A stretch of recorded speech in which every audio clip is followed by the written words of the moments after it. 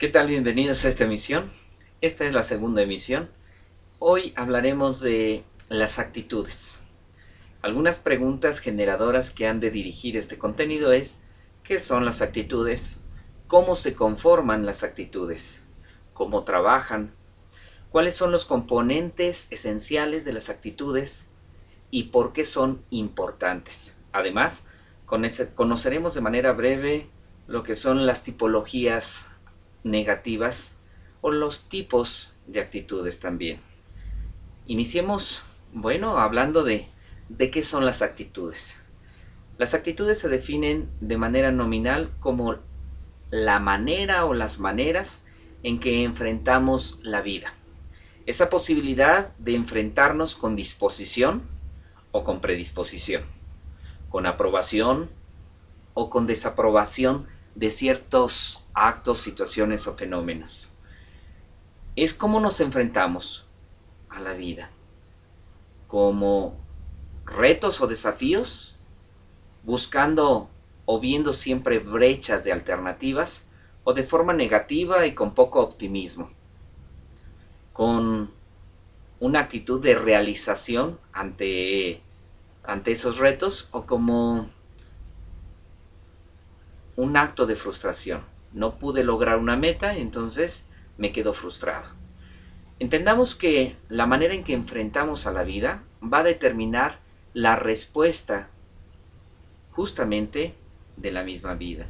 Entendamos que puede ser esta una vida de dificultades. Sin embargo, en el momento en el que vemos esas dificultades como retos, podemos trascender. Tenemos la disposición de lograr mejorar ese aspecto que nos está afectando. Enfrentarnos a la vida es enfrentarnos con felicidad o enfrentarnos con desdicha. ¿Qué es entonces lo que conforman las actitudes? Las actitudes se conforman mediante la formación de hábitos. La palabra hábito es un punto clave en este tema, porque para poder enfrentarse a la vida hay que crear hábitos. El enfrentarse a la vida significa generar motores de vida, y los hábitos son justamente los que generan la posibilidad de avanzar o de retroceder en cualquier proyecto de vida que nosotros tengamos. ¿Cómo trabajan entonces las actitudes? Pues trabajan a manera de control. Trabajan controlando las acciones externas en las personas. Desencadenan emociones y provocan placer o dolor. Expresan valores y creencias.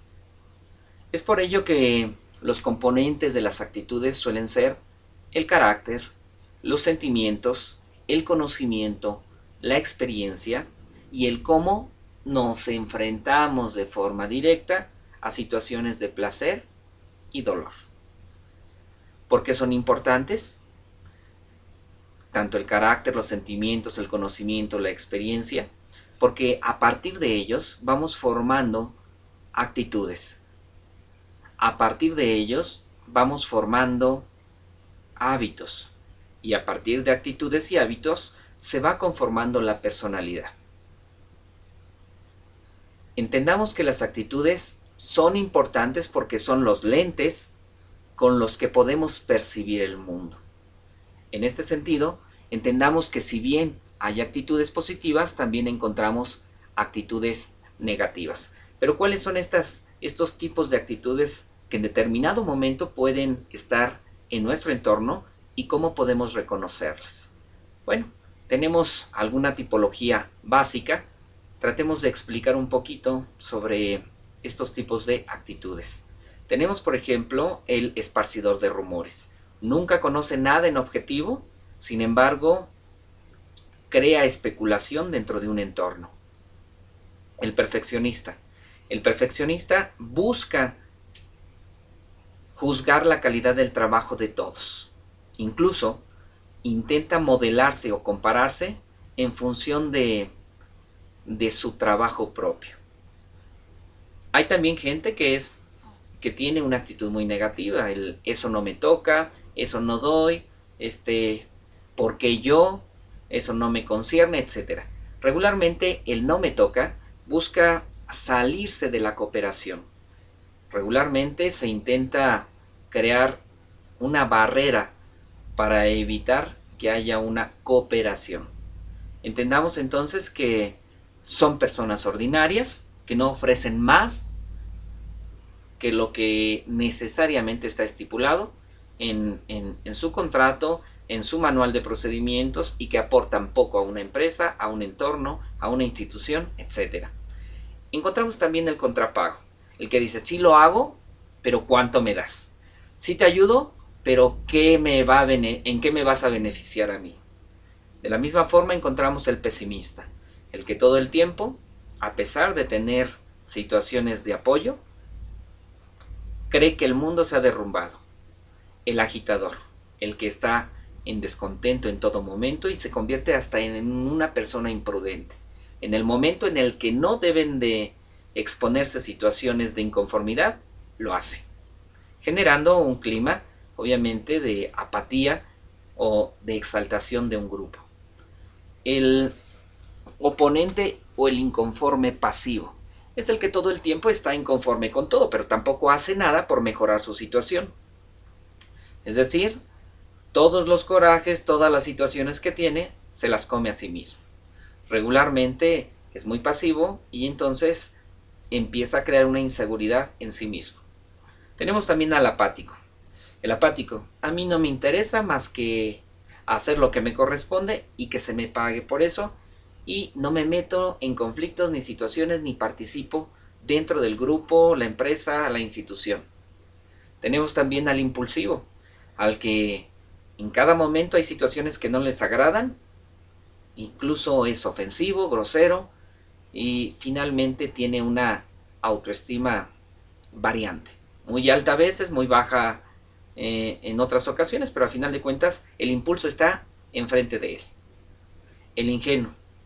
Cabe mencionar que esta personalidad es muy abusada por el resto de los integrantes del entorno, porque pese a su ingenuidad, hablamos que es una persona que está en construcción de una personalidad. Es decir, es ingenuo porque aún no conoce ciertas situaciones. Y entonces, bueno, suele ser la fuente del abuso. El superviviente o víctima.